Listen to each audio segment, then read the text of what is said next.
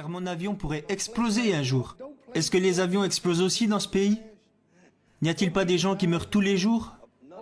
C'est une chose assez effrayante de penser que je pourrais aller en enfer et que je brûlerais pour l'éternité. Je prends tout ce temps pour répondre à cette question parce que vous me posez une question complexe, auquel je ne veux pas répondre comme ça.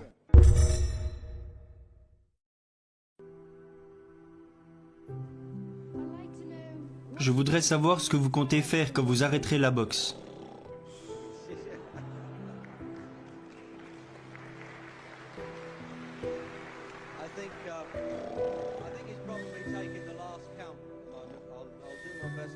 Dormir, c'est tout ce que je ferai. Non, quand j'arrêterai la boxe, j'aimerais dire quelque chose ici et cela vous fera probablement tous réfléchir. La vie n'est pas très longue. Disons que la personne moyenne ici a 30 ans. Si vous avez 30 ans, vous avez été éveillé seulement pendant 7 ans. Comment vais-je le prouver? Vous avez dormi 7 à 9 heures par jour, chaque jour, pendant 30 ans. La nuit dernière, quand vous êtes allé vous coucher et que vous vous êtes réveillé ce matin, vous ne vous souvenez de rien. Donc si vous avez 30 ans aujourd'hui, vous avez été inconscient pendant 8 années.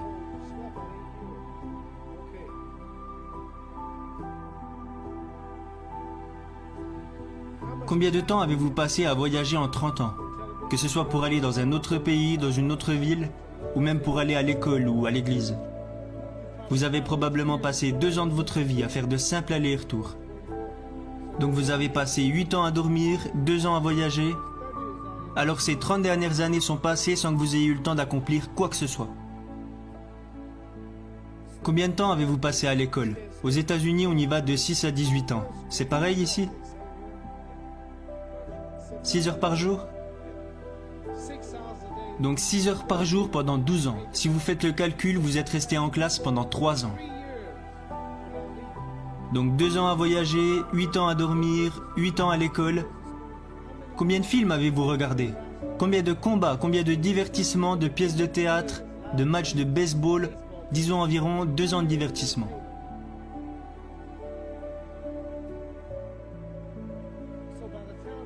Donc d'ici le moment où vous aurez des enfants, d'ici le moment où vous aurez éduqué vos enfants, d'ici le moment où vous aurez payé votre maison, vous vous réveillerez un jour et vous réaliserez que vous avez 60 ans. La vie est vraiment très courte. Donc si vous comptabilisez le temps que vous passez à voyager, à dormir, à aller à l'école et à vous divertir, vous passez probablement la moitié de votre vie à ne rien faire. Aujourd'hui, j'ai 35 ans. Dans 30 ans, j'en aurai 65. On n'a plus autant d'influence à cet âge. On ne peut plus faire grand-chose à 65 ans. Votre femme vous le dira sûrement.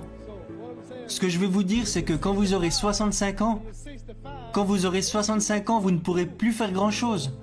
Vous savez que j'aurai 65 ans dans 30 ans, et pendant ces 30 prochaines années, je vais dormir pendant 9 ans. Je ne passerai pas 30 années à être éveillé. Je vais voyager en dehors des États-Unis. Tous ces voyages prendront environ 4 années sur les 30 années à venir, qu'on ajoute aux 9 ans que je vais passer à dormir. La télévision, les films, les divertissements, on peut rajouter 3 ans de divertissement. Donc sur les 30 prochaines années, je vais seulement avoir 16 ans pour être productif.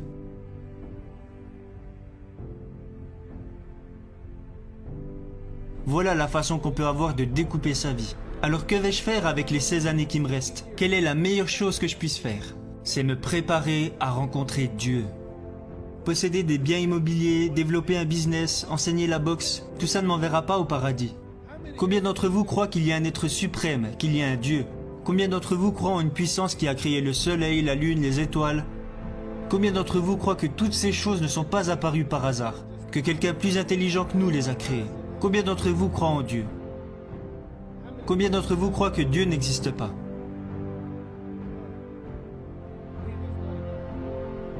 D'accord, vous qui ne croyez pas en Dieu, si je vous disais, vous qui ne croyez pas en Dieu, si je vous disais que ce verre s'est créé tout seul, si je vous disais qu'aucun homme ne l'a créé, me croiriez-vous? Me croiriez-vous si je vous disais que cette chose s'est créée toute seule?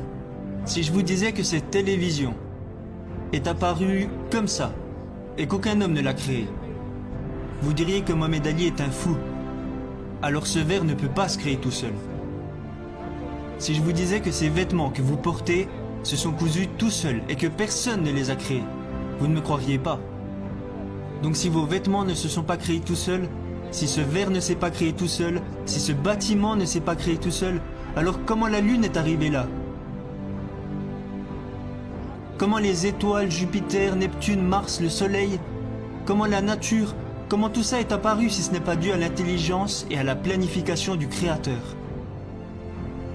Donc ce que je crois, c'est qu'on sera jugé. Est-ce que vous croyez qu'un homme comme Hitler qui a tué tous ces juifs peut s'en tirer comme ça? Quelqu'un va le punir. Et si ce n'est pas maintenant, ce sera lorsqu'il mourra et qu'il ira en enfer pour l'éternité. Donc ce que je vais faire quand j'arrêterai la boxe, c'est me préparer à rencontrer Dieu. Car mon avion pourrait exploser un jour. Est-ce que les avions explosent aussi dans ce pays? N'y a-t-il pas des gens qui meurent tous les jours? C'est une chose assez effrayante de penser que je pourrais aller en enfer et que je brûlerai pour l'éternité. Je prends tout ce temps pour répondre à cette question parce que vous me posez une question complexe, auquel je ne veux pas répondre comme ça. Quand j'arrêterai la boxe, je vais faire tout mon possible pour aider les gens. C'est pour ça que je suis ici avec Johnny Walker aujourd'hui. C'est un pauvre homme qui est venu depuis les États-Unis et il y a plein de gars qui ont besoin d'argent ici. Alors quelqu'un m'a appelé pour que je vienne les aider. Dieu me regarde. Dieu ne me félicite pas parce que j'ai battu Joe Frazier. Dieu se moque de ça.